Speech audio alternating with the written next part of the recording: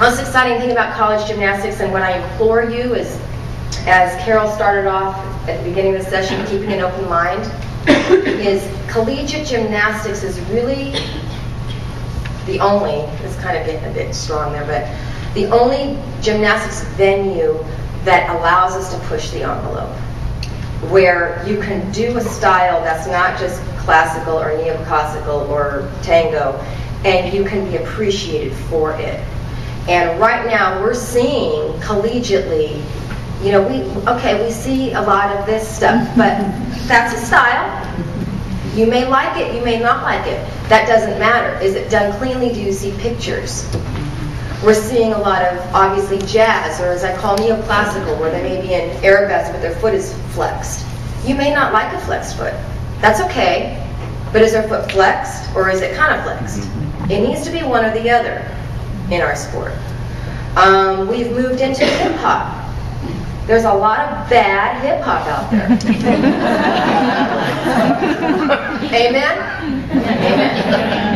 But the important part with hip-hop is, I know it makes some of you judges cringe, but is it clean? And I've got one of the best hip-hop breakdancers. She's a literally professional breakdancer. One of the best B-girls in the country on my team. And I spend hours with her when she's doing this bit. That leg better be bent, and that leg better be straight, and her back heel better be up, and I better see a clean picture in both of those movements, which they're not used to doing.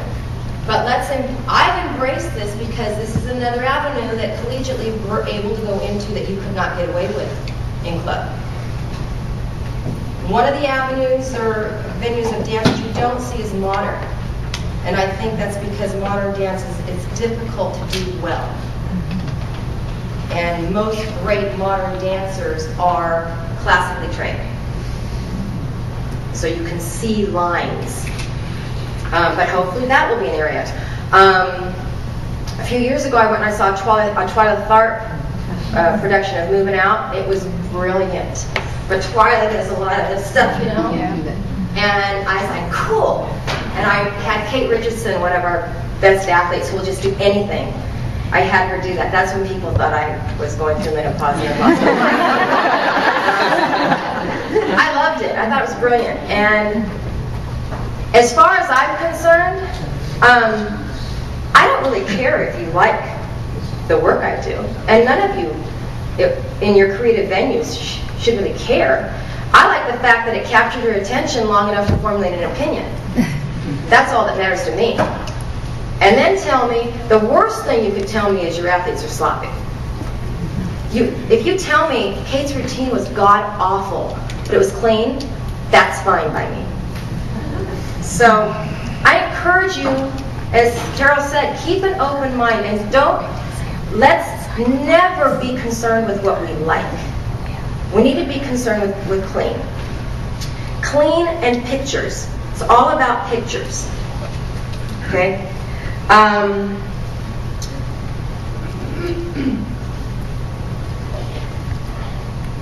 You know what's interesting? I have notes. I never speak with notes. I have notes because I've never been asked to speak on choreography and artistry, so this is kind of cool. Okay. The ultimate performer gymnastically, they have something special about them. And working from the body, the outside in, what makes clean choreography is a posture. Okay, too many gymnasts, unfortunately, are taught that this is pulling up. Pull up, and they go like this. Okay, that's not pulling up. Pulling up is exactly like a handstand. You got to get your ribs in. You have to have your shoulders over your hips. And too many poor gymnasts have their shoulders behind their hips. And that loses, as soon as you do that, you lose your core, and you can't, not only is that attractive, you can't move well. And so, first thing you got to look for in every single thing they do on the floor is posture. Ribs in, long back, posture. Second thing they need to have are the understanding, and I know this is a little thing, but it really makes a huge difference, is a lot of my gymnasts come to me thinking that half toe is that, and that this is full toe. And so when I say go to a good half toe, They go way down there. And I'm like, that's a nothing. Okay, this is half toe, right? This is full toe. Half toe's here. And so when they're up on half toe and all these turns that everyone just showed you, the ones that are able to get around have good posture, and they're up on a good half toe. When an athlete moves to make her movement clear and clean, she's got to be up on half toe or moving through the balls of her feet. Unless they're taught unless the choreography says to move on your heels, which is a style, that posture comes from the gymnastics posture comes from being nice and straight and moving on the balls of their feet, moving on their toes. And you'll see some examples of flow routines that we may show later, where they're actually in their transitions, they're flat-footed and they're going heel-toe. That's, I don't know if that's an execution deduction, but that certainly is an artistic deduction. Moving from the outside in as well, arms and hands, right? The one thing you can tell, it's so sad when you see an athlete go into a leap and that you can't see where their arms are supposed to be, and they go into it kind of like this. It's like the poor child doesn't have a chance. Their arms have to be in a position. And if you slow these routines down, literally, a good dancer, whether they're doing modern or jazz or hip hop or whatever, will move through classical positions to get to their leaps. They're going to go through first, second, low, third, high, fifth, and they're going to get there. The problem with turns is if you see someone do a turn and it takes them 1.5 turns to get their arms up to high fifth, it's not going to happen. It's not clean. You're not going to see a picture. So going into a chassé tour jeté, for example, you should see the arms clearly. And you don't have to know the names of them. You don't have to know what they're doing. You just have to be able to see their arms are here, they're chassing, their arms come down through low fifth, and at the apex of the jump, they're in high fifth. And then they open either to here or to arabesque, wherever you want them to open to. But you should be able to tell where those arm positions are supposed to be. And the athlete, 9 times out of 10 when I say, how do your arms get to the jump? They look at me like I'm crazy. And I go, okay, well, yeah, that's good. Let's talk about that. So, talking about a good dance, good performance on the floor, we're starting, I said, the feet, the arms, the legs,